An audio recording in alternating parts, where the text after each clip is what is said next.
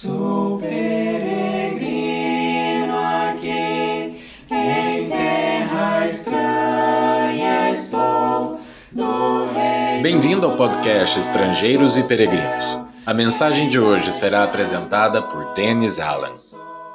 Se você tivesse a escolha entre participar de uma festa de aniversário que comemora a vida ou passar horas no velório lamentando a morte, qual você escolheria?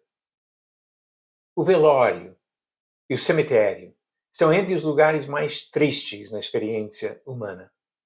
É normal não querer nos despedir de pessoas queridas e importantes em nossas vidas. Apesar da dificuldade que enfrentamos e da tristeza que sentimos, há benefícios em estar presentes nas ocasiões em que a morte se torna o assunto principal. O autor de Eclesiastes procurou sentido na vida e encontrou uma das lições mais importantes na morte. Ele fez um contraste que nos chama a refletir sobre a diferença entre os locais que representam a tristeza e os que oferecem alegria. Disse Eclesiastes 7, versículo 2: melhor é ir à casa onde há luto do que ir à casa onde há banquete, pois naquela se vê o fim de todos os homens e os vivos que o tomem em consideração. O que nós aprendemos no velório?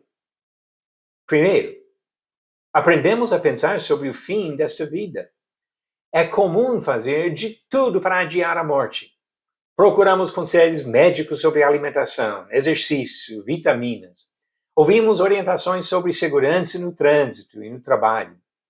Apoiamos esforços para reduzir a poluição do ar que respiramos e da água que bebemos. Eu não tenho nada contra essas medidas, mas não devemos nos enganar. Apesar de todos os nossos esforços para prolongar a vida, nenhuma pessoa que ouve essa mensagem hoje tem a esperança realista de estar viva nesta terra daqui a 100 anos. Muitos dos nossos corpos serão colocados em caixões bem antes de acabar este século. Seria tolice negar o inevitável. E pior ainda, não se preparar para o fim que nos aguarda. Segunda lição, crescemos em momentos de tristeza. Este autor continua: melhor é a mágoa do que o riso, porque com a tristeza do rosto se faz melhor o coração. Eclesiastes 7, versículo 3. É bom se divertir com amigos, mas crescemos muito mais quando enfrentamos as dificuldades da vida. Não pensamos em lutar para vencer momentos de felicidade, mas precisamos reunir as nossas forças para superar as ocasiões tristes. Não percebemos o caráter na risada, e sim, no choro. Terceiro benefício, buscamos sabedoria na casa do luto.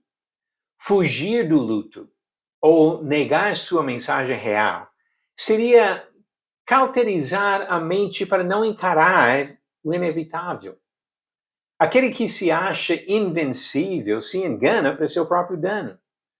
Versículo 4 de Eclesiastes 7 diz: o coração dos sábios está na casa do luto, mas o dos insensatos na casa da alegria.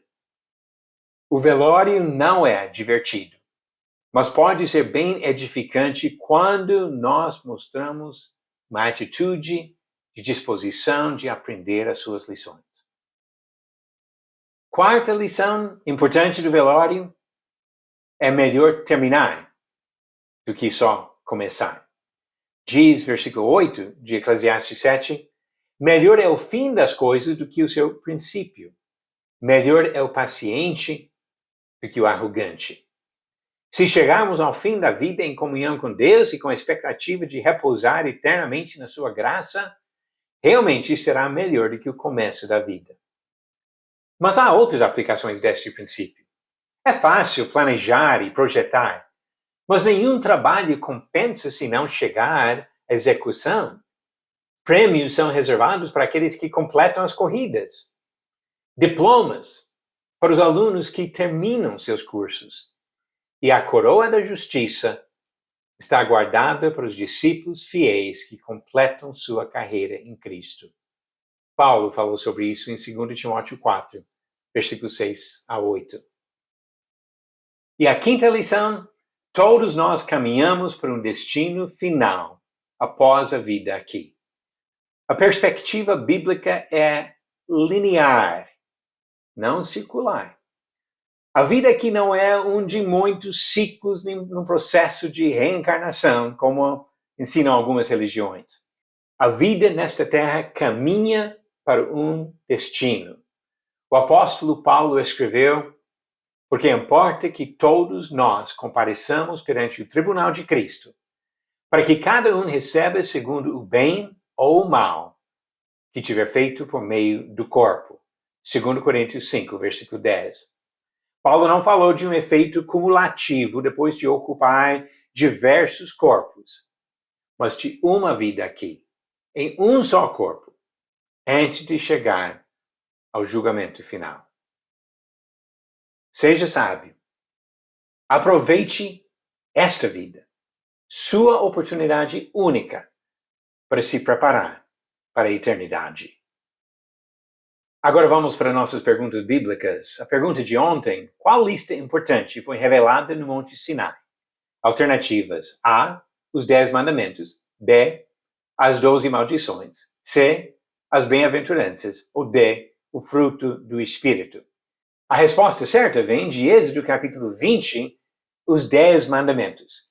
No Monte Sinai, Deus revelou para o seu povo esses mandamentos fundamentais da lei do Antigo Testamento. E a pergunta de hoje: qual foi o nome do jovem que dormiu durante uma pregação de Paulo e caiu de uma janela? Alternativas: A, Timóteo; B, Áquila; C, Eutico; ou D, Matias. A resposta certa no final do episódio 470, amanhã. É triste passar tempo no velório, mas no velório encontramos motivos para refletir sobre nossa mortalidade e a importância de aproveitar esta vida para agradar ao nosso Criador e procurar a comunhão que começa aqui e continua para toda a eternidade. Obrigado por nos acompanhar nessa jornada pelas Escrituras. Volte amanhã para ouvir mais uma mensagem do podcast Estrangeiros e Peregrinos. Seguimos pelo mundo a viajar.